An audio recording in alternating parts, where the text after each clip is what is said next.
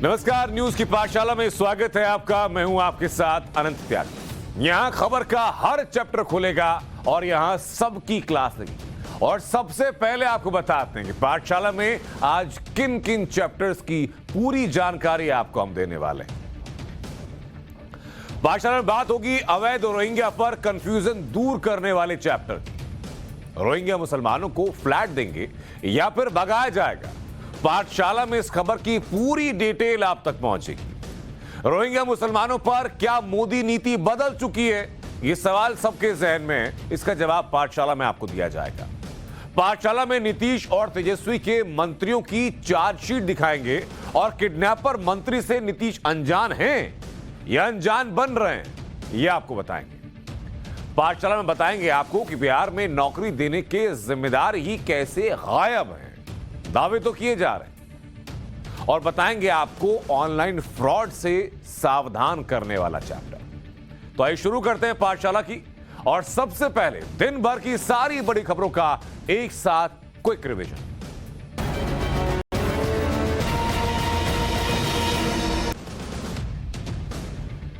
BJP में सर्वोच्च निर्णय लेने वाली संस्था संसदीय बोर्ड का पुनर्गठन किया गया।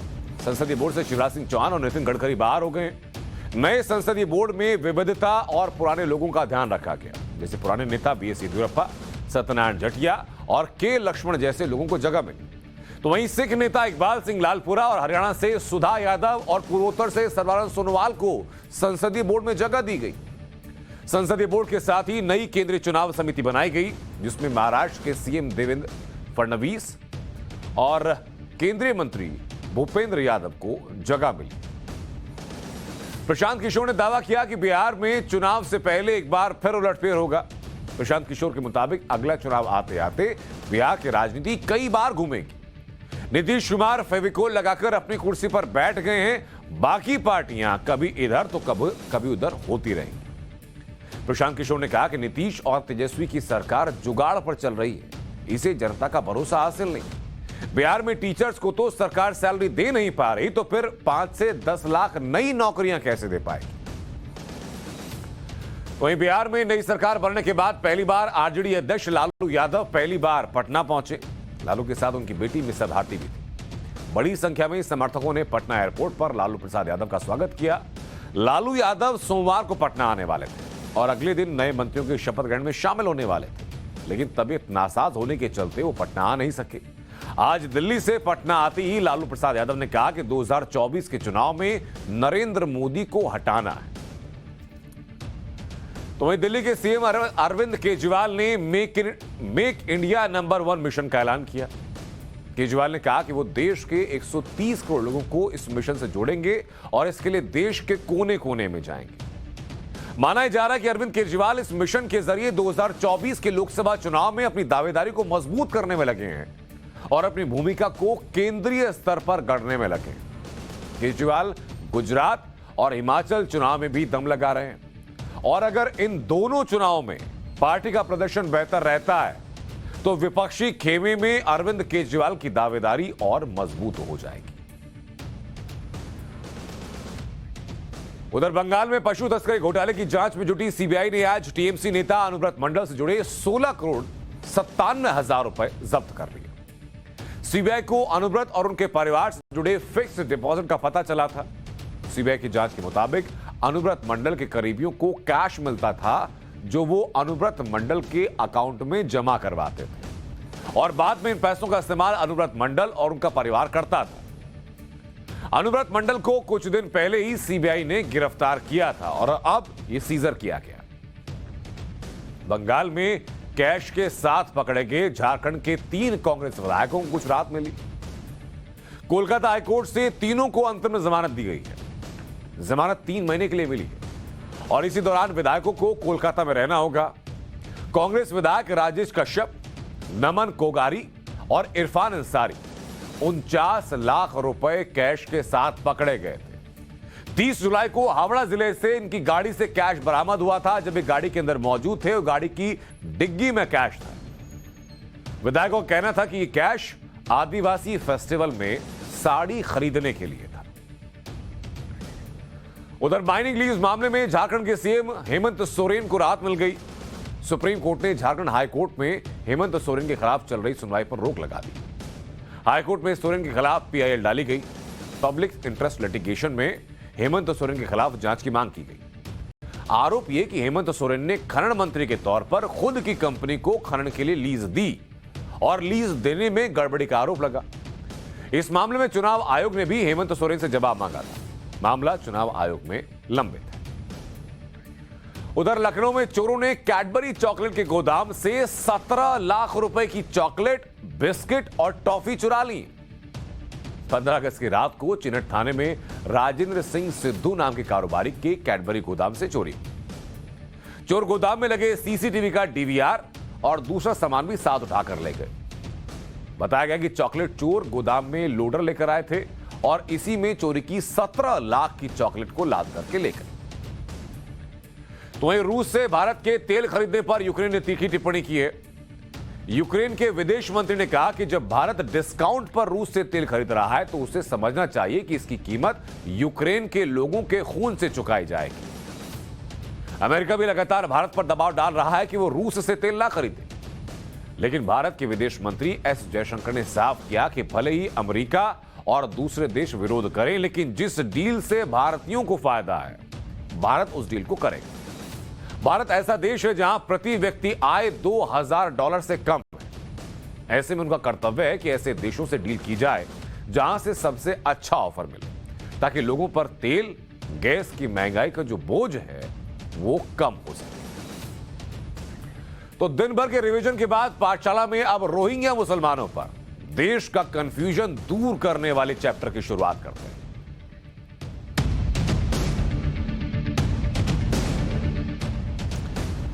आज अवैध रोहिंग्या घुसपैठियों को लेकर बड़ा कंफ्यूजन बन चुका है कि इन्हें भारत से भगाया जाएगा या फिर दिल्ली में फ्लैट देकर बसाया जाएगा। और ये कंफ्यूजन इसीलिए हुआ क्योंकि मोदी सरकार के शहरी विकास मंत्री हरदीप पुरी ने एक ट्वीट किया जिसमें कहा गया कि रोहिंग्या शरणार्थियों पर लैंडमार्क फैसला ले लिया गया और इन्हें दिल्ली में उनकी पुरानी लोकेशन से हटाकर नई लोकेशन पर फ्लैट्स में भेजा जाएगा, जहां पर सभी बुनियादी सुविधाएं होंगी और 24 घंटे पुलिस सुरक्षा होगी। इसके बाद से सरकार पर सवाल उठने लगे क्योंकि मोदी सरकार का क्लियर एजेंडा रहा कि अवैध रोहिंग्या घुसपैठियों को देश से निकाला जाएगा। लेकिन जब इन्हें फ्लैट्स में रखने की बात आई तो सवाल उठ गए कि क्या रोहिंग्या को लेकर सरकार की नीति बदल गई है क्या? लेकिन गृह मंत्रालय ने तुरंत कंफ्यूजन को दूर किया और यह साफ कर दिया कि अवैध रोहिंग्या घुसपैठियों को कोई फ्लैट नहीं दिया जा रहा है। इन्हें दिल्ली में इनकी पुरानी जगह पर ही रखा जा रहा है और उसे ही डिटेंशन सेंटर घोषित किया जाएगा। गृह मंत्रालय ने एक सख्त बयान जारी किया जिसमें कि सीधे सीधे रोहिंग्या को अवैध विदेशी बताया गया और कहा गया कि गृह मंत्रालय ने दिल्ली सरकार को यह सुनिश्चित करने के लिए कहा कि अवैध रोहिंग्या अपनी मौजूदा लोकेशन कंचन कुंज, मदनपुर खादन में ही रहे। इन अवैध रोहिंग्या को वापस भेजने का मामला गृह मंत्रालय उठा चुका है और इसके लिए विदेश मंत्रालय के जरिए संबंधित देशों से बात हो रही है। जब तक अवैध रोहिंग्या वापस नहीं भेजे जाते तब तक उन्हें कानून के मुताबिक डिटेंशन सेंटर में रखा जाएगा। दिल्ली सरकार ने अवैध रोहिंग्या के मौजूदा ठिकाने को डिटेंशन सेंटर घोषित नहीं किया और दिल्ली सरकार से कहा कि वो ऐसा जल्द से जल्द कर दे। अब सवाल ये कि जब सरकार की ऐसी स्पष्ट नीति है और गृह मंत्रालय भी क्लियर कट रोहिंग्या को अवैध विदेशी बता रहा है, तो फिर रोहिंग्या को फ्लैट देकर दिल्ली में बसाने वाला कंफ्यूजन कहां से आ गया? दरअसल कंफ्यूजन उस खबर से हुआ जो खबर न्यूज एजेंसी ANI ने दी थी और केंद्रीय मंत्री हरदीप पुरी ने इसी खबर को आधार बनाकर कुछ घंटे बाद ट्वीट कर दिया। इसमें कहा गया कि भारत ने हमेशा शरण मांगने वालों का स्वागत किया। एक ऐतिहासिक फैसले में तय किया गया कि रोहिंग्या शरणार्थियों को दिल्ली के बकरवाला में EWS यानी इकोनॉमिकल वीकर सेक्शन, इनके लिए जो फ्लैट्स बने हैं उनमें शिफ्ट किया जाएगा। उन्हें बुनियादी सुविधाएं दी जाएंगी और 24 घंटे सुरक्षा दी जाएगी। हरदीप पुरी ने ट्वीट में यह भी लिखा कि जिन लोगों ने भारत की शरणार्थी नीति को जानबूझकर CAA से जोड़ने पर अफवाह फैलाई और अफवाह फैलाकर करियर बनाया, वो निराश होंगे। भारत यूएन रेफ्यूजी कन्वेंशन 1951 का सम्मान करता है और उसका पालन करता है और सभी को उनकी जाति, धर्म या पंथ की परवाह किए बिना शरण प्रदान करता है। हरदीप पुरी के ट्वीट के साथ उस न्यूज का स्क्रीनशॉट भी शेयर किया जिसमें लिखा गया कि जल्दी ही 1100 रोहिंग्या जो टेंट में रह रहे हैं उन्हें फ्लैट में शिफ्ट किया जाएगा। लेकिन गृह मंत्रालय ने इस तरह की खबर और दूसरी मीडिया रिपोर्ट का खंडन किया और यह साफ कर दिया कि रोहिंग्या को लेकर सरकार की नीति को लेकर कोई बदलाव नहीं।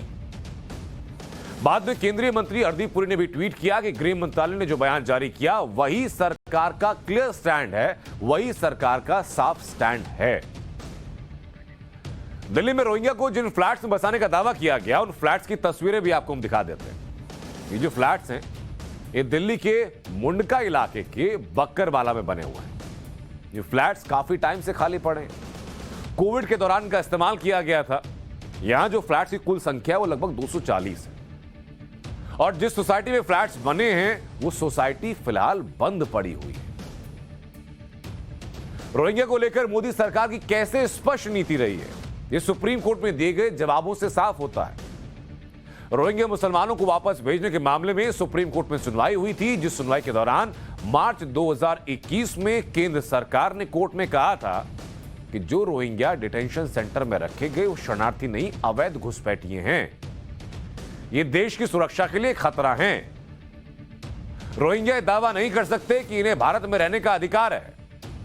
भारत को दुनिया भर में अवैध घुसपैठियों की राजधानी नहीं बनाया जा सकता। ये कोर्ट में सरकार का स्टैंड रहा है। अब देश में कितने अवैध रोहिंग्या घुसपैठिए हैं यह आपको बताता हूं एक आंकड़े के जरिए, क्योंकि इन घुसपैठियों को लेकर के केंद्र सरकार का स्टैंड तो आपको बता दिया, लेकिन इनकी संख्या कितनी है जिसके बारे में केंद्र सरकार इतनी चिंतित है, तो ये आप जानिए। अवैध रोहिंग्या की संख्या, यह संख्या कितनी? मोदी सरकार राज्यसभा में बता चुकी है कि देश में लगभग 40,000 रोहिंग्या अवैध, यानी कि अवैध रूप से रह रहे हैं, घुसपैठ करके आ गए और यहां देश के अंदर रह रहे हैं। यह राज्यसभा के अंदर आंकड़ा दिया गया। लेकिन जब भी अवैध रोहिंग्या को वापस भेजने की बात आती है तो इनके हमदर्द सामने आ जाते हैं। तो हमदर्द कैसे सामने आते हैं? जैसे साल 2021 में जब जम्मू में 150 अवैध रोहिंग्या को डिटेंशन सेंटर में रखा गया और इन्हें म्यांमार डिपोर्ट करने की तैयारी चल रही थी, तो कुछ लोग यह मामला लेकर सुप्रीम कोर्ट चले गए। सुप्रीम कोर्ट में याचिकाकर्ता मोहम्मद सलीमुल्लाह समेत रोहिंग्या की ओर से पेश वरिष्ठ वकील प्रशांत भूषण ने कहा कि हिरासत में रखे गए रोहिंग्या लोगों को रिहा कर भारत में ही रहने दिया जाए। भारत में रह रहे सभी रोहिंग्याओं को शरणार्थी का दर्जा दिया जाए और इस बात की कोई सबूत नहीं कि रोहिंग्या भारत की सुरक्षा को खतरा पहुंचा रहे हैं। लेकिन केंद्र सरकार ने हलफनामा दाखिल किया और हलफनामा दाखिल करके जवाब देते हुए केंद्र सरकार ने कहा कि रोहिंग्या पूरी तरह से अवैध घुसपैठिए हैं। प्रशासन ने घुसपैठियों की पहचान की प्रक्रिया शुरू कर दी। विदेशी अधिनियम के तहत 150 से ज्यादा को शिविरों में भेज दिया गया। इन लोगों के पास वैध यात्रा दस्तावेज नहीं है। रोहिंग्या दावा नहीं कर सकते कि जीवन जीने का अधिकार के तहत उन्हें भारत में बसने का अधिकार है। इसी दलील पर सुप्रीम कोर्ट ने आदेश दिया कि डिटेंशन कैंप में रहने वाले रोहिंग्या को तब तक नहीं भेजा जा सकता जब तक डिपोर्टेशन की पूरी प्रक्रिया का पालन ना कर लिया जाए। रोहिंग्या को वापस भेजने की मोदी सरकार की नीति सिर्फ कागजों तक लेकिन सीमित नहीं है। इसी साल 21 मार्च को हसीना बेगम नाम की रोहिंग्या महिला को जम्मू कश्मीर से म्यांमार वापस भेज दिया गया। इसी तरह जम्मू कश्मीर में 275 रोहिंग्याओं को वापस भेजने की जरूरी कागजी कार्रवाई पूरी हो चुकी है। बस इंतजार है इनकी वापसी के आदेश का। वो आदेश इधर आया और इधर पूरी कागजी कार्रवाई के साथ इनको वापस भेज दिया। अब आपको यह तो बताया कि कितने रोहिंग्या हैं, लेकिन अब राज्यवार तरीके से जानिए कि कितने अवैध रोहिंग्या रहते हैं। सबसे पहले राजधानी दिल्ली की बात हम कर लेते हैं कि कितने रोहिंग्या अवैध हैं। राजधानी दिल्ली की बात कीजिए। दिल्ली में कितने अवैध रोहिंग्या हैं? दिल्ली में 1234 अवैध रोहिंग्या, जिनको की ये जो अभी आधिकारिक गणना सामने। दूसरी बात आप कीजिए जम्मू और कश्मीर की। जम्मू कश्मीर में कितने हैं? इस जम्मू कश्मीर में है 6530 अवैध रोहिंग्या। आगे बढ़ते हैं, उत्तर प्रदेश की बात करते हैं, जो कि आबादी के लिहाज से सबसे बड़ा प्रदेश है। उत्तर प्रदेश में कुल मिलाकर के कितने रोहिंग्या हैं? 264 रोहिंग्या। ये संख्या यहां कम जरूर है। अगले स्टेट की बात कर लीजिए। चौथे स्टेट की बात कीजिए उत्तर प्रदेश के बाद, तमिलनाडु की बात और कर्नाटक की बात। तमिलनाडु में 102 रोहिंग्या, कर्नाटक में 60 अवैध रोहिंग्या। ये मोटे मोटे आंकड़े हैं। अगले केरल की बात कर लीजिए। केरल की बात कीजिए और बात कीजिए आप असम की। केरल में कुल मिलाकर के 16 रोहिंग्या ऐसे हैं जो कि अवैध हैं और असम में 26 रोहिंग्या अवैध।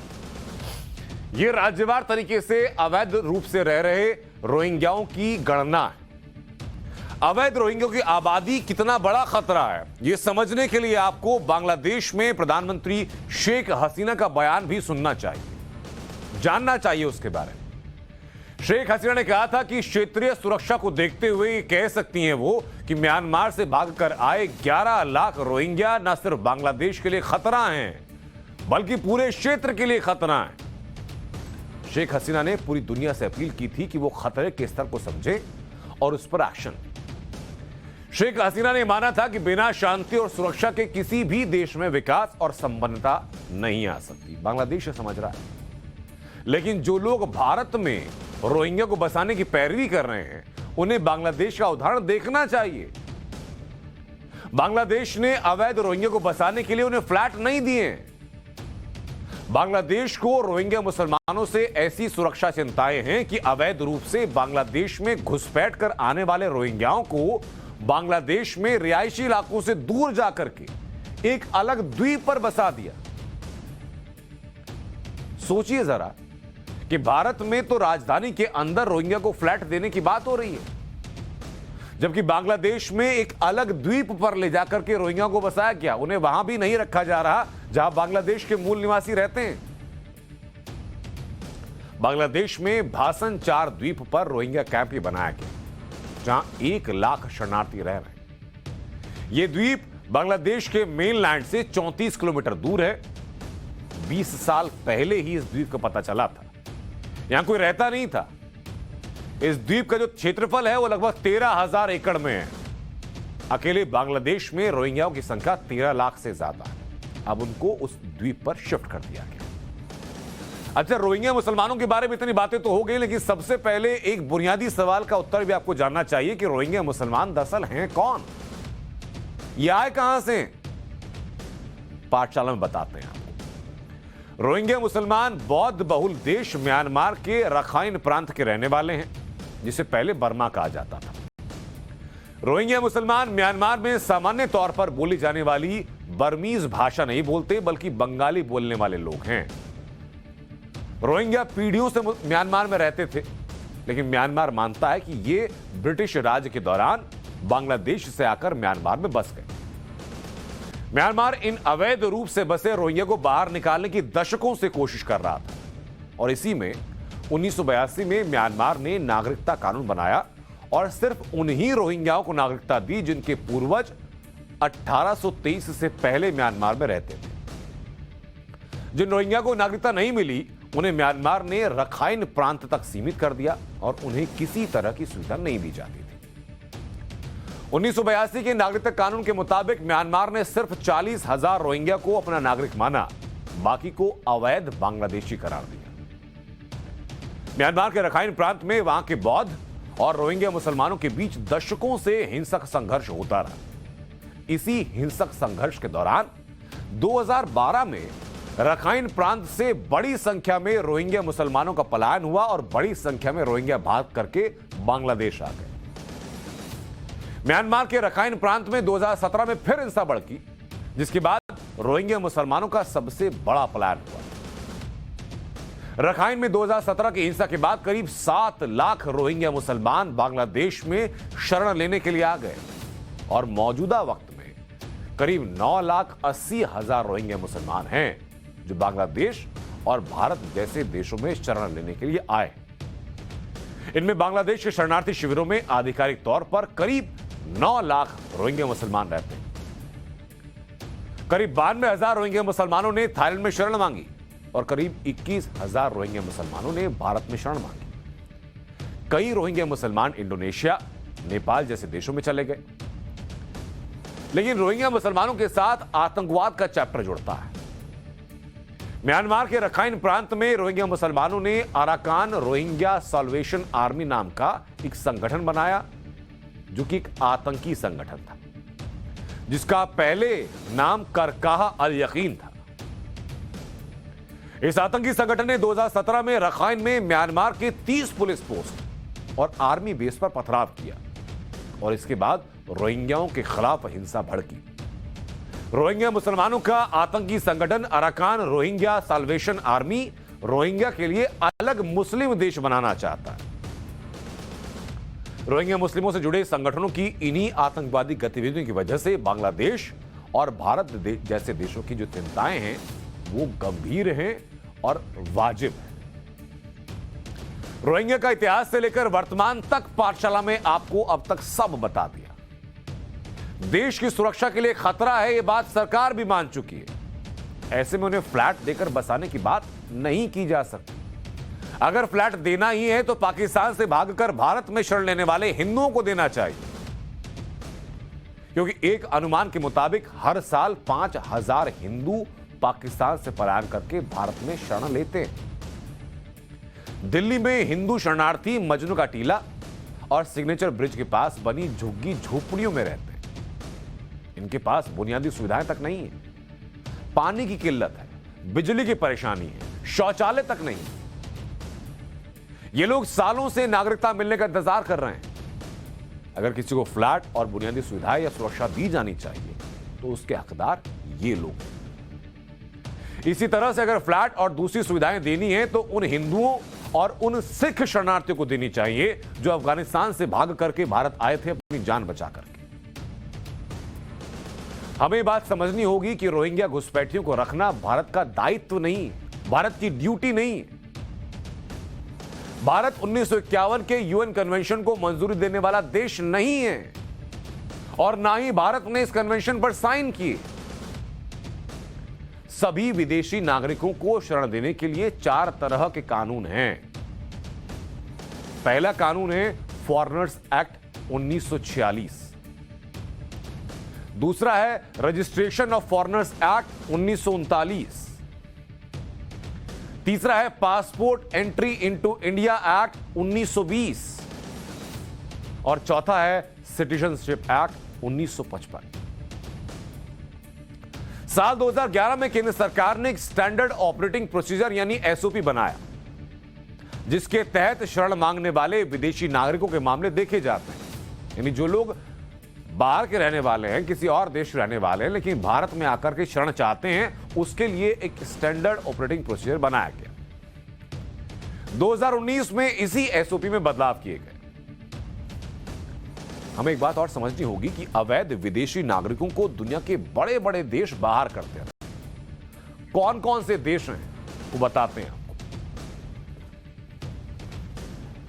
देखिए जरा, अवैध नागरिकों को बाहर करने वाले देश कौन कौन से हैं? जो देश में आज एक अलग बहस है, सुप्रीम कोर्ट में जाके बड़े बड़े वकील इनका केस लड़ते हैं कि क्यों नहीं इनको बाहर किया जाना चाहिए। अब देखिए कि दुनिया में क्या चल रहा है, दुनिया के देश क्या कर रहे हैं। सबसे पहले सुपर पावर अमेरिका की बात कर लेते हैं। हर बात में लोग अमेरिका का उदाहरण देते हैं, तो हम अमेरिका की ही बात कर लेते हैं कि अमेरिका में क्या हो रहा है। अमेरिका में ये जो आंकड़ा आपको देने जा रहा हूं, ये हर साल का है। हर साल 3 लाख घुसपैठिए बाहर किए जाते हैं। घुसपैठिए बाहर करता है। हर साल 3 लाख, यहां तो कुछ हजार को बाहर करने की बात हो रही। 2019 में यूरोप में क्या हुआ था, यह मुद्दा जरा आप नोट कीजिएगा। 2019 में पूरे यूरोप ने क्या किया था? एक साल के अंदर अंदर यूरोप से 5 लाख घुसपैठियों को बाहर कर दिया गया था। घुसपैठिए बाहर हुए। यह दुनिया में हो रहा है। अगर अमेरिका और यूरोप जैसे देश किसी अवैध विदेशी नागरिक को बाहर कर सकते हैं, तो फिर हमारे यहां रोहिंग्या मुसलमानों को बाहर करने की बात पर विरोध क्यों होता है? सवाल यह भी है कि रोहिंग्या मुसलमानों की अगर किसी को बहुत ज्यादा चिंता है, तो फिर वो मुस्लिम देश क्यों अपने यहां इनको शरण नहीं देते, जिनके यहां आधिकारिक धर्म इस्लाम है? हमारे यहां तो कोई आधिकारिक धर्म भी नहीं है। हम तो पंथ निरपेक्ष, धर्म निरपेक्ष देश हैं। संविधान के मूल में हमारे यहां सेकुलरिज्म आता है। लेकिन जो लोग खुद को, जो देश खुद को इस्लामिक देश घोषित कर चुके हैं, वो फिर रोहिंग्या मुसलमानों को अपने यहां क्यों नहीं लेकर जाते?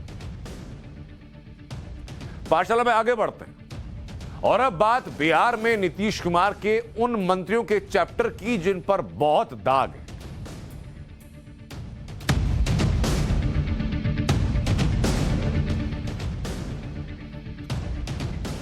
क्या ऐसा हो सकता है कि कोई मुख्यमंत्री किसी विधायक को अपनी सरकार में मंत्री बनाए, लेकिन कोर्ट से उस विधायक के खिलाफ अपहरण के मामले में सरेंडर करने का आदेश हो, और मुख्यमंत्री जो उस विधायक को मंत्री बनाने जा रहा है उसको पता ही ना हो कि मेरे इस मंत्री के ऊपर ऐसे आदेश दिए गए कि एक अपहरण के केस में कोर्ट चाहता है कि वो कोर्ट में आके सरेंडर कर दे?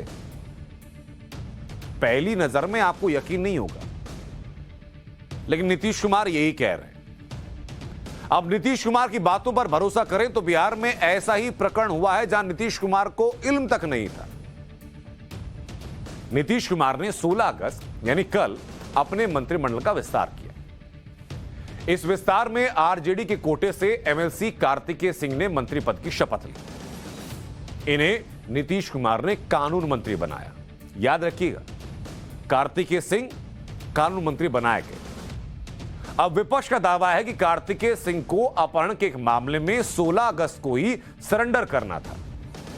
कोर्ट ने उनके सरेंडर के लिए वारंट जारी किया था, लेकिन कोर्ट में सरेंडर करने के बदले कार्तिकेय सिंह कल राजभवन पहुंचे और वहां पहुंच करके कानून मंत्री बन गए।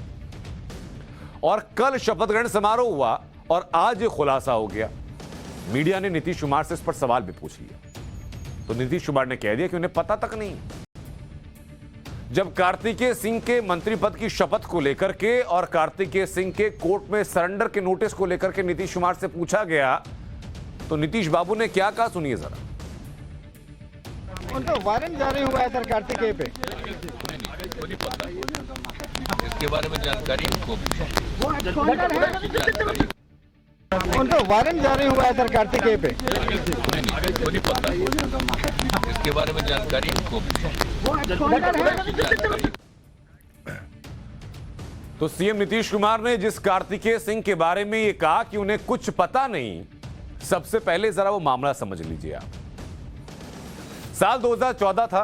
2014 में राजीव रंजन नाम के एक व्यक्ति का पटना से अपहरण होता है। कार्तिकेय सिंह पर अपहरण में शामिल होने का आरोप है और इसी अपहरण के मामले में दानापुर कोर्ट ने 16 अगस्त को उन्हें सरेंडर करने का आदेश दिया था। लेकिन 16 अगस्त को जहां कार्तिकेय सिंह को सरेंडर करना था, उन्होंने सरेंडर तो नहीं किया और ना ही कोर्ट में पेश हुए, बल्कि मंत्री पद की शपथ लेने के लिए वो राजभवन पहुंच गए। हालांकि आज कार्तिकेय सिंह की तरफ से सफाई दी गई कि कोर्ट ने 12 अगस्त को ही उनकी गिरफ्तारी पर रोक लगा दी थी, जो 1 सितंबर 2022 तक जारी रहेगी।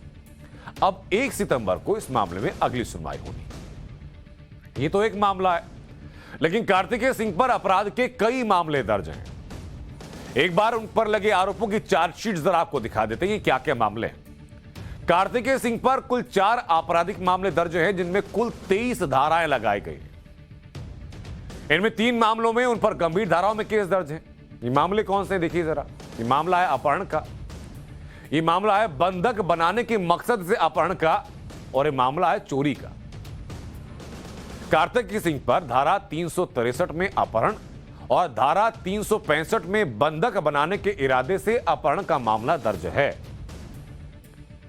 धारा 389 में चोरी का एक मामला चल रहा है कार्तिकेय सिंह पर, जो एमएलसी हैं। इन 3 गंभीर मामलों के अलावा कार्तिकेय सिंह पर हिंसा भड़काने, लोगों को भड़काने, मारपीट करने समेत कई तरह के आरोप हैं। कार्तिकेय सिंह अपने ऊपर लगे आरोपों पर आज भी सफाई दे रहे हैं। वो सफाई क्या दे रहे हैं, सुनिए जरा। सुशील मोदी ने आपके ऊपर एक आरोप लगाया, क्या करें? देखिए, हलफनामा में सब अपना मंत्री विधायक जितने होते हैं सब देते हैं, सब दिया हुआ है, उसमें कहीं कोई इस तरह का बात नहीं है।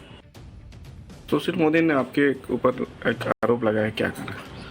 देखिए, हलफनामा में सब अपना मंत्री विधायक जितने होते हैं सब देते हैं, सब दिया हुआ है, उसमें कहीं कोई इस तरह का बात नहीं है। तो कार्तिकेय सिंह बीजेपी पर भ्रम फैलाने का आरोप लगा रहे हैं, तो नीतीश कुमार पूरे मामले से अनजान होने की बात कर रहे हैं। लेकिन बीजेपी तो हमलावर है।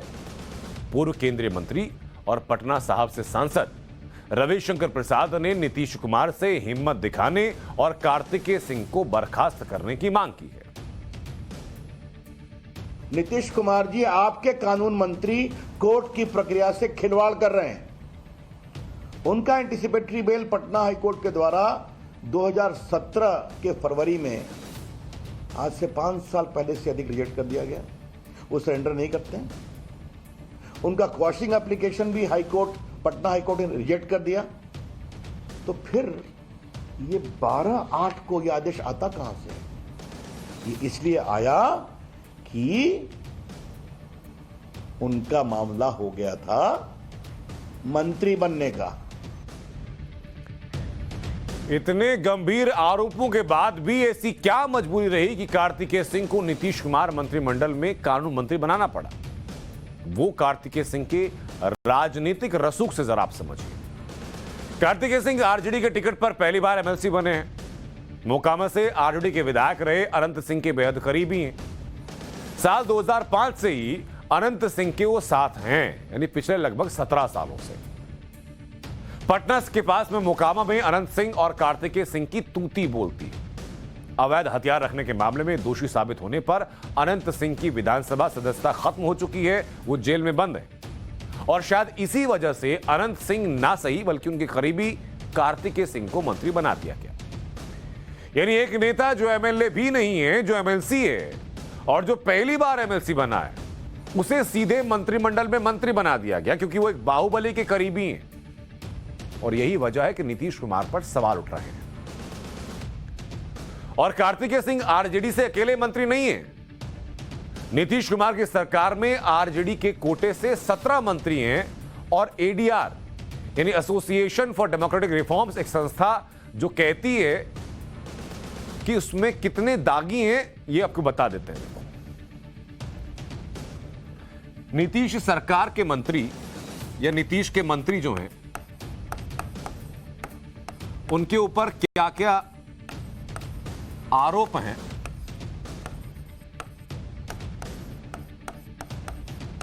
ये दागी को मैंने कोट अनकोट कर दिया है ताकि आप समझें कि आखिरकार हो क्या रहा है। अब एक संस्था है ADR, association of for democratic reforms, ये क्या कहती है? नीतीश सरकार में सबसे पहले जो सबसे ज्यादा जो संख्या है मंत्रियों की, वो आरजेडी के है। तो आरजेडी के कुल 17 ऐसे मंत्री रहे जिनके ऊपर स्क्रूटनी हुई। इन 17 मंत्रियों में से 15 जो मंत्री हैं, 15 मंत्री दागी हैं जिनके ऊपर केस दर्ज हैं। ये एडीआर का आंकड़ा कहता है और इन पर गंभीर धाराओं में आपराधिक मामले दर्ज हैं। अब कुल 15 दागी मंत्री हैं। 15 में से 11 ऐसे हैं, 11 मंत्री ऐसे जिन पर गंभीर मुकदमे हैं, यानी आम धाराएं नहीं है, इन पर गंभीर मामले। कुल मिलाकर के परसेंटेज निकालेंगे तो आरजेडी के 17 मंत्रियों में से 65% मंत्री ऐसे हैं जिन पर गंभीर आरोप हैं। और ये गंभीर आरोप क्या होते हैं? ये गंभीर आरोप होते हैं हत्या का। ये गंभीर आरोप होता है हत्या का। ये गंभीर आरोप है अपहरण का। ये गंभीर आरोप है मारपीट का। 65% मंत्री ऐसे हैं आरजेडी कोटे से, जिनके ऊपर ऐसे मामले दर्ज हैं। और ये जितने मामले हैं, हत्या हो, अपहरण हो, मारपीट हो, ये तमाम जो धाराएं लगी हैं उनमें 5 साल से ज्यादा की सजा वाले मामले हैं, जो गैर जमानती अपराध हैं। ये तो सिर्फ एक पार्टी की, आरजेडी की बात की, जिनके साथ ताजा ताजा अलायंस हुआ है। दूसरी पार्टी की बात कर लेते हैं, नीतीश कुमार की अपनी पार्टी की बात कर लेते हैं कि उनकी अपनी पार्टी से जो मंत्री बनाए गए उनका क्या हाल है। अब जेडीयू की बात कर लीजिए आप। जेडीयू कोटे से कुल 11 मंत्री बनाए गए, ठीक बात है। अब इन 11 में से 4 ऐसे हैं, 4 पर मुकदमे हैं। इन 4 पर मुकदमे हैं, जबकि इन 4 में से 3 मंत्री ऐसे हैं जिन पर गंभीर मुकदमे हैं, गंभीर मामले हैं। और गंभीर मामले क्या हैं? वही हत्या, अपहरण, मारपीट, जिनमें की 5 साल से ज्यादा की सजा है। बस बेहतर चीज यह आप मान कर चल सकते हैं कि जो जेडीयू आरजेडी में जो प्रतिशत 65% था, जेडीयू में वही प्रतिशत 27% है। जेडीयू के 65% दागी मंत्री हैं, तो आरजेडी के 65% दागी मंत्री हैं, तो जेडीयू के 27% दागी मंत्री हैं। यही हाल कांग्रेस का भी। कांग्रेस के 2 मंत्री ऐसे हैं जिन पर आपराधिक मामले हैं, एक पर गंभीरतम मामले दर्ज हैं, यानी 50% पर गंभीर मामले दर्ज हैं। 2 ही मंत्री हैं और दोनों पर मामले दर्ज हैं। हम पार्टी के एक और निर्दलीय मंत्री पर भी गंभीर आपराधिक मामले दर्ज हैं। ये नीतीश सरकार का फॉर्मेट है, उनके मंत्रालय का फॉर्मेट है। और गंभीर अपराध का मतलब है कि वैसे मामले जिसमें विधायकों को अयोग्य ठहराया जा सकता है अगर दोष उनका साबित हो जाता है। अभी अगर के बाद का जो मामला है, फासला बहुत बढ़ जाता है। ये आमतौर पर हम देखते हैं कि राजनेताओं पर जो गंभीरतम मामले भी दर्ज होते हैं, उनके दोषी होने के बीच में और मामले दर्ज होने के बीच में जो गैप होता है वो नितांत बड़ा होता है। खैर, वो एक अलग बहस का मुद्दा हो सकता है। लेकिन इस तरह से कुल मिलाकर देखा जाए बिहार में, तो बिहार में कुल 33 मंत्री हैं। जो मंत्री हैं जिन पर 33 में से आपराधिक मामले हैं वो हैं 23, यानी 72% मंत्रियों पर गंभीर मामले दर्ज हैं। और इनमें से 53% यानी 17 मंत्रियों पर गंभीरतम आपराधिक मामले हैं। ये वो मामले हैं जिनकी जानकारी इन विधायकों ने चुनाव लड़ने के समय चुनाव आयोग को हलफनामे में दी थी। उसके बाद कोई केस हुआ हो तो उसकी जानकारी फिलहाल इन आंकड़ों में आपको नहीं मिलेगी। अगर बड़े मंत्रियों की बात करते हैं तो आरजेडी कोटे से जो बड़े मंत्री हैं वो डिप्टी सीएम तेजस्वी यादव, उन पर जो कुल केस हैं वो 11 केस हैं। सहकारिता मंत्री सुरेंद्र यादव, कुल केस हैं 9 केस हैं। पर्यावरण और जलवायु मंत्री तेज प्रताप यादव, उन पर कुल 5 केस दर्ज हैं। कानून मंत्री कार्तिकेय सिंह, जिनकी शपथ ग्रहण को लेकर के बड़ा हंगामा मच रहा है, वो बाद में क्लैरिफाई कर भी रहे हैं, हालांकि उन पर 4 केस दर्ज हैं। ये तो आरजेडी की बात हुई। अब जेडीयू कोटे की बात कर लीजिए। जेडीयू कोटे से बने मंत्री अल्पसंख्यक कल्याण मंत्री जो हैं जमा खान, उन पर 3 केस दर्ज हैं। जल संसाधन मंत्री संजय झा पर 2 केस दर्ज हैं। सुशासन बाबू यानी नीतीश कुमार की मंत्रिमंडल का गठन है और शायद ये एक बड़ा आधार बन रहा है लोगों का यह आरोप लगाने का कि बिहार में जंगल राज वापस आ रहा है। जो जंगल राज 1990 के दशक से साल 2005 के बीच तक था, वो अब वापस आ रहा है। नीतीश कुमार के मंत्रिमंडल में नए मंत्रियों के कई किस्से मशहूर हैं और इनमें सबसे ज्यादा सुर्खियों में है सुरेंद्र यादव। नीतीश कुमार मंत्रिमंडल में सहकारिता मंत्री बनाए गए सुरेंद्र यादव लालू प्रसाद यादव के बेहद करीबी बताए जाते हैं। विधायक के अलावा सांसद भी रह चुके हैं। आरोप यह है कि साल 1991 में सुरेंद्र यादव ने लोकसभा चुनाव के दौरान कांग्रेस के पूर्व विधायक जय कुमार पालित को पीट दिया था। जहानाबाद से सांसद रहते हुए सुरेंद्र यादव ने तत्कालीन उप प्रधानमंत्री लाल कृष्ण आडवाणी से महिला बिल की कॉपी लेकर फाड़ दी थी। सुरेंद्र यादव पर 2002 में पुलिस कस्टडी से अतुल प्रकाश नामक शख्स को किडनैप करने का आरोप लगाया। पुलिस कस्टडी से और पुलिस कस्टडी से किसी को किडनैप करने का यह मामला अपने आप में अनोखा था। 2005 में सुरेंद्र यादव ने चुनाव के दौरान वोटों के लिए गरीबों को फर्जी लाल कार्ड बांट दिए थे। फर्जी। नीतीश सरकार में शिक्षा मंत्री बनाए गए चंद्रशेखर अवैध तरीके से कारतूस ले जाने के मामले में गिरफ्तार हो चुके हैं। 20 फरवरी 2019 में आरजेडी विधायक चंद्रशेखर को दिल्ली के आईजीआई एयरपोर्ट पर 10 कारतूसों के साथ गिरफ्तार किया गया था। चंद्रशेखर अपने साथ 10 कारतूस लेकर जा रहे थे, हालांकि बाद में उन्हें छोड़ दिया गया। बिहार में कानून की व्यवस्था क्या है उसे समझने के लिए एक तस्वीर आपको दिखाता हूं। वो तस्वीर जरा देखिए। ये जो आप तस्वीर देखने जा रहे हैं, ये तस्वीर है बिहार के पूर्व बाहुबली सांसद और जेल में सजा काट रहे आनंद मोहन की। आरोप यह कि आनंद मोहन को 12 अगस्त को सिविल कोर्ट में पेशी के लिए पटना लाया गया। कोर्ट में पेशी के बाद सहरसा जेल लौटते समय आनंद मोहन पटना में अपने आवास पर अपनी पत्नी लवली आनंद, बेटे चेतन आनंद और समर्थकों से मिले, जिसकी तस्वीर वायरल हो गई। और आज एक और तस्वीर सामने आई जिसमें आनंद मोहन खगड़िया के अतिथि गृह में खड़े हैं, उनके साथ उनके समर्थक हैं। इन तस्वीरों से सवाल उठ रहे हैं कि क्या बाहुबलियों के फिर से सुनहरे दिन लौट आए हैं कि बिहार में? ये तस्वीरें सामने आ रही हैं, मंत्रिमंडल के ऊपर लगे दाग सामने आ रहे हैं। इसलिए बीजेपी लगातार कह रही है कि बिहार में नई सरकार बनते ही जंगल राज आने का डर है। सुशील मोदी क्या कह रहे हैं वो सुनिए जरा। इसमें आपराधिक चरित्र के लोगों की भरमार है। ये सुरेंद्र यादव, रामानंद यादव, ललित यादव, ये कौन लोग हैं जिनके नाम से बिहार और वो इलाका थर थर कांपता है। आज भी अगर सुरेंद्र यादव गया में जब चलते हैं तो लोग डर के मारे कि सुरेंद्र यादव आ रहे हैं। ये ललित यादव जिन्होंने एक समय में एक दलित के पाँव में कील ठोकने का काम किया था। ये रामानंद यादव एक समय पटना के डॉन रहे। कार्तिक कुमार, ये अनंत सिंह का दाहिना हाथ है। मैं अभी देख रहा था कि एक किडनैपिंग का भी केस इनके ऊपर दर्ज है। तो आप नीतीश जी ऐसे लोगों को मंत्रिमंडल में शामिल करके क्या मैसेज देना चाहते हैं? तो बिहार में जिस तरह से क्रिमिनल रिकॉर्ड वाले मंत्री बनाए गए, जिस तरह से बिहार में अपराध के बड़े मामले पिछले कुछ दिनों में सामने आए, उससे सभी को यह डर है कि कहीं बिहार में 90 के दशक का जंगल राज ना लौट आए। 1990 के दशक का वो दौर था जिसमें कानून व्यवस्था का यह हाल था कि आरोप ऐसे लगते हैं कि अपहरण एक तरीके से उद्योग बन चुका था।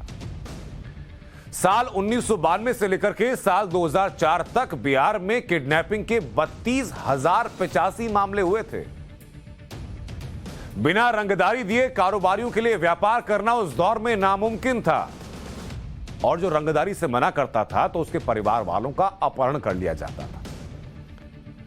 रंगदारी देने का अघोषित नियम डॉक्टरों, वकीलों और दूसरे नौकरी पेशा लोगों के लिए भी लागू कर दिया गया था।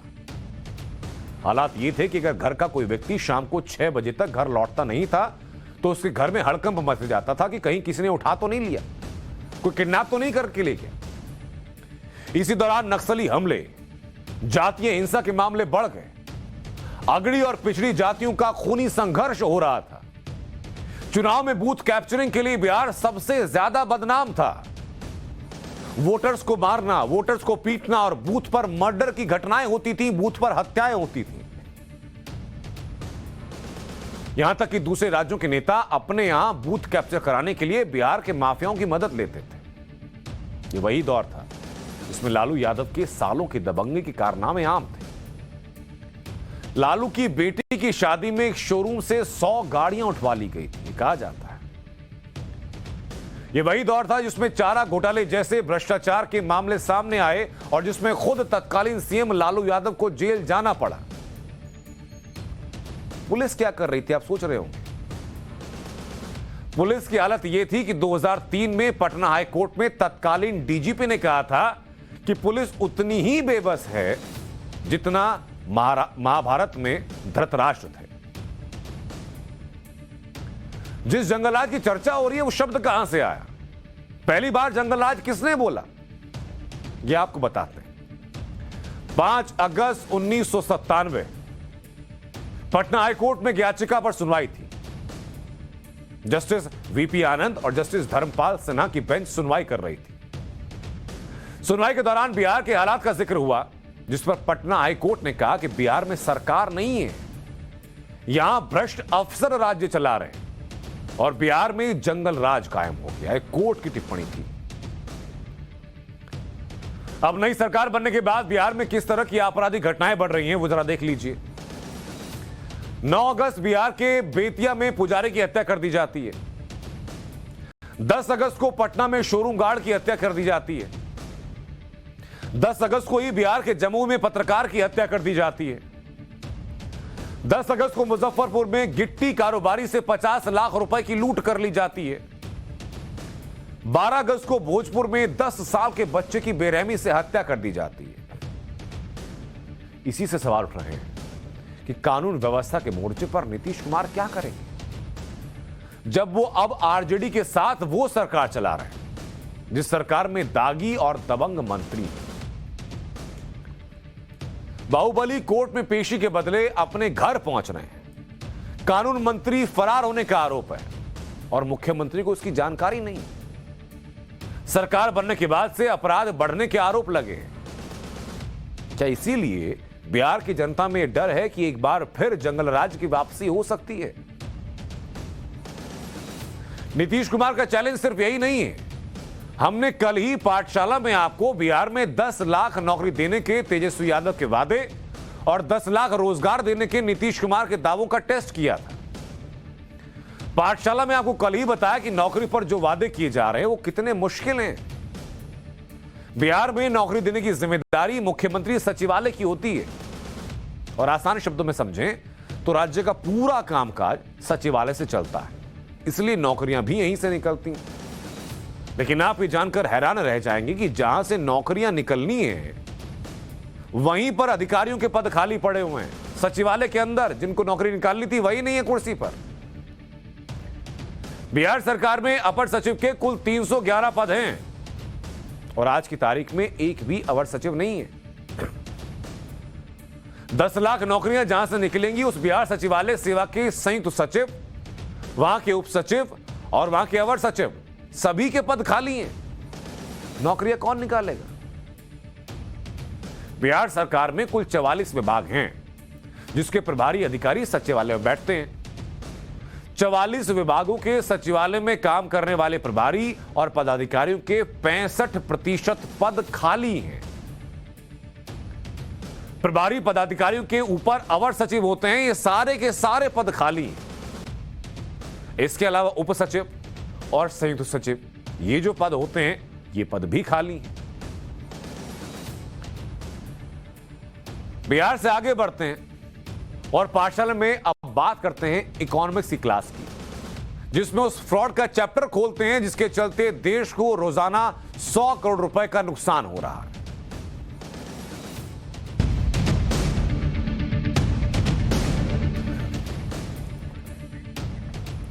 भारत में तेजी से डिजिटाइजेशन हो रहा है। डिजिटल पेमेंट की बात करें तो भारत दुनिया का नंबर 1 है। इसी साल अप्रैल से जुलाई के बीच में भारत में 3,270 करोड़ से ज्यादा के डिजिटल ट्रांजैक्शन हुए। ये अच्छी बात है, लेकिन इसी के साथ देश में ऑनलाइन फाइनेंशियल फ्रॉड बढ़ रहा है, जिसके चलते देश को हर रोज 100 करोड़ रुपए का नुकसान हो रहा है। देश की 42% आबादी कभी ना कभी फाइनेंशियल फ्रॉड का शिकार हो चुकी है। एक लोकल सर्कल्स नाम की एक सर्वे कंपनी है, उसके मुताबिक पिछले 3 साल में 38% लोगों ने माना कि वो और उनके परिवार के सदस्य कई बार फ्रॉड का शिकार हुए हैं। 4% लोगों ने माना कि उनके परिवार का एक सदस्य फ्रॉड का शिकार हुआ है। कुल मिलाकर के 42% भारतीय या उनके परिजन फाइनेंशियल फ्रॉड का शिकार हुए हैं। 54% लोगों ने कहा कि उनके साथ कभी भी फाइनेंशियल फ्रॉड नहीं हुआ। 4% लोगों ने इस मुद्दे पर अपनी राय नहीं रखी। ये सर्वे है। लेकिन जिन लोगों के साथ फाइनेंशियल फ्रॉड हुआ वो किस किस्म का था, सर्वे में लोगों ने इसका जवाब भी दिया। 8% के साथ एटीएम कार्ड का फ्रॉड हुआ। 18% के साथ क्रेडिट कार्ड का फ्रॉड हुआ। 29% लोगों के बैंक अकाउंट में धोखाधड़ी हुई। 6% के साथ इंश्योरेंस का फ्रॉड हुआ। 12% के साथ मोबाइल ऐप के जरिए फ्रॉड हुआ। 24% के साथ ई कॉमर्स साइट पर फ्रॉड हुआ। ये फ्रॉड के आंकड़े। पिछले 3 साल में फाइनेंशियल फ्रॉड के चलते पैसे गंवा चुके कितने लोगों को पैसा वापस मिला, ये भी बता देते हैं आपको। 3 साल में 42% लोगों के साथ फाइनेंशियल फ्रॉड हुआ है। इन 42% में से 74% लोगों का पैसा वापस नहीं मिल पाया। सिर्फ 17% लोग ऐसे हैं जिनके साथ फ्रॉड हुआ और उनका पैसा उनको वापस मिल पाया।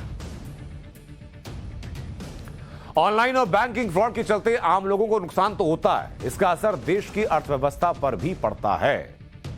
आपको बताते हैं कि इससे देश को नुकसान कितना होता है। रिजर्व बैंक ऑफ इंडिया यानी आरबीआई के मुताबिक पिछले 7 सालों में बैंक फ्रॉड के चलते रोजाना 100 करोड़ रुपए का नुकसान हुआ है। इनमें से 50% नुकसान अकेले महाराष्ट्र में हुआ। उसके बाद दिल्ली, तेलंगाना, गुजरात और तमिलनाडु का नंबर है। इन 5 राज्यों में फाइनेंशियल फ्रॉड के चलते पिछले 7 साल में 2 लाख करोड़ से ज्यादा का नुकसान हुआ। ऑनलाइन फ्रॉड होता है तो उसके पीछे कहीं ना कहीं लोगों की लापरवाही भी होती है। लगभग हर बैंक अपने ग्राहकों से रेगुलर अपील करता है कि वो अपने बैंकिंग पासवर्ड, एटीएम पिन, आधार नंबर, पैन नंबर किसी के साथ शेयर ना करें। ऐसा करने पर फ्रॉड की संभावना बढ़ जाती है। लेकिन बैंकों की अपील के बाद भी लोग अपने महत्वपूर्ण जानकारियां साझा करते हैं। लोकल सर्कल के ही सर्वे के मुताबिक 29% लोगों ने परिवार के सदस्यों से एटीएम पिन साझा किए। 4% लोगों ने घर में काम करने वालों, ऑफिस स्टाफ के साथ एटीएम पिन शेयर किया। 33% लोग credit card pin, ATM password email पर सेव रखते हैं। 11% लोग अपने मोबाइल में सारी अहम डिटेल सेव रखते हैं। पाठशाला में आपको बता चुके कि भारत में 75% मोबाइल ऐप सेफ नहीं होते और मोबाइल से आपका फाइनेंशियल डेटा हैक कर सकते हैं। तो अपने बैंकिंग पासवर्ड, अपने एटीएम पिन और दूसरी जानकारियां किसी के साथ साझा ना करें और मोबाइल या कंप्यूटर पर सेव करने से बचें। अगर तमाम सावधानियों के बाद भी ऑनलाइन फाइनेंशियल फ्रॉड या बैंकिंग फ्रॉड का शिकार होते हैं तो आपको करना क्या चाहिए, बताते हैं आपको। बैंक फ्रॉड होने पर फौरन बैंक को जानकारी दें और लिखित शिकायत दर्ज करवाएं। ऑनलाइन फ्रॉड हो जाए तो www.cybercrime.gov.in पर शिकायत दर्ज कराएं। फ्रॉड होने के 3 दिन के अंदर आपको शिकायत दर्ज करानी होगी। स्थानीय पुलिस थाने में फ्रॉड की शिकायत कीजिए। ऑनलाइन फ्रॉड की शिकायत नेशनल हेल्पलाइन नंबर 155260 नंबर दोहरा देता हूं 155260 पर कर सकते हैं। जो प्रोसेस है उसके मुताबिक अगर आपने समय रहते बैंक फ्रॉड या ऑनलाइन फ्रॉड की शिकायत कर दी तो 10 दिन के अंदर आपको रिफंड मिल सकता है। लेकिन ज्यादातर लोग ऑनलाइन फ्रॉड की शिकायत करते नहीं। उनको लगता है कि एक बार नुकसान हो गया तो उसकी भरपाई हो नहीं सकती। जागिए, ऐसा है नहीं। आप शिकायत करेंगे तो उस पर एक्शन होगा और आपको आपका पैसा वापस भी मिल सकता है। फाइनेंशियल लिटरेसी जरूरी है और अपने फाइनेंस को सेफ रखना भी जरूरी है। पाठशाला में आगे बढ़ते हैं और अब दिखाते हैं आपको पाठशाला में वीडियो ब्रेकिंग का चैप्टर। शाम के करीब 5:30 बज रहे थे। तारीख थी 14 जुलाई। सड़क किनारे 2 लोग साइकिल लगाकर जमीन पर बैठे हुए थे। इतने में तेज रफ्तार बोलेरो गाड़ी पहले आगे जाती है और फिर ड्राइवर तेजी से गाड़ी को बैक करने लगता है। इतने में पलक झपकते ही जमीन पर बैठे 2 लोगों में से एक व्यक्ति टायर के नीचे आ जाता है। वहीं पर उसकी दर्दनाक मौत हो जाती है। बोलेरो गाड़ी से कुचलकर मार डालने का ये वीडियो दिल दहलाने वाला है जो वायरल हुआ है यूपी के मैनपुरी से। मैनपुरी में भोगांव के रुई गांव की ये वारदात है जिसे अंजाम देने का आरोप मैनपुरी के दबंग अनुराग पर लगा है, जिसने जमीनी रंजिश के कारण अहिवरन नाम के एक शख्स को गाड़ी से कुचलकर मार डाला। तो इस घटना में दूसरा शख्स बाल बचा। 16 जुलाई को धारा 304 के तहत इस मामले में एफआईआर दर्ज की गई थी, लेकिन पीड़ित परिवार का आरोप है कि पुलिस ने कोई कार्रवाई नहीं की। एक महिला अपने घर के बाहर झाड़ू लगा रही है। थोड़ी ही देर बाद बाइक सवार दो बदमाश सीसीटीवी कैमरे पर नजर आते हैं। दोनों महिला के गेट के ठीक सामने पहुंच जाते हैं। जानकारी के मुताबिक वो महिला से किसी का पता पूछते हैं और चंद सेकंड में ही टोपी पहने ये पहला बदमाश महिला से 2 तोला सोने की चेन लूटता है, बाइक पर बैठता है और दोनों मौके से फरार हो जाते हैं। ये वारदात फतेहाबाद की है। आरोपी अब तक गिरफ्त में नहीं आए हैं। अब लूट की ऐसी ही एक और घटना देश की राजधानी दिल्ली की देखिए। ये ग्रेटर कैलाश का पॉश एम ब्लॉक मार्केट है। 2 बाइक सवार यहां महिला का पर्स छीनकर फरार हो जाते हैं। महिला बीच सड़क पर गिरकर जख्मी हो जाती है। महिला अपने पति के साथ श्रीनगर से दिल्ली घूमने आई थी। पीड़िता ने ग्रेटर कैलाश थाने में मामले की एफआईआर दर्ज कराई, लेकिन 17 दिन बीत जाने के बावजूद आरोपी अब तक फरार है।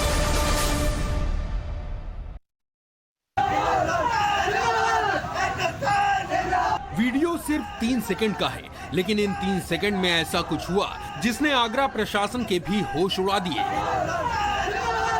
पहले आप ये पूरा वीडियो ध्यान से देखिए। 15 अगस्त के दिन एक विशेष समुदाय ने तिरंगा रैली निकाली थी। कुछ लोगों के हाथों में देश की आन बान और शान तिरंगा नजर भी आया। वो तिरंगा लहराते हुए आगे बढ़ रहे थे, लेकिन जुबान पर हिंदुस्तान जिंदाबाद नहीं, पाकिस्तान जिंदाबाद का नारा था। आप ये नारा भी अब ध्यान से सुनिए। आगरा में पाकिस्तान जिंदाबाद का नारा लगाने वाले कैमरे में साफ साफ कैद हुए हैं। लोहा मंडी के गोकुलपुरा में ऐसा करने वाले कुल 3 लोग थे जिन्होंने पाकिस्तान जिंदाबाद के नारे लगाए, लेकिन आगरा का ये वायरल वीडियो अब पुलिस के हाथ लग चुका है। इस मामले में मुकदमा दर्ज करने के बाद पुलिस ने कठोर कार्रवाई किए जाने का भरोसा दिलाया है।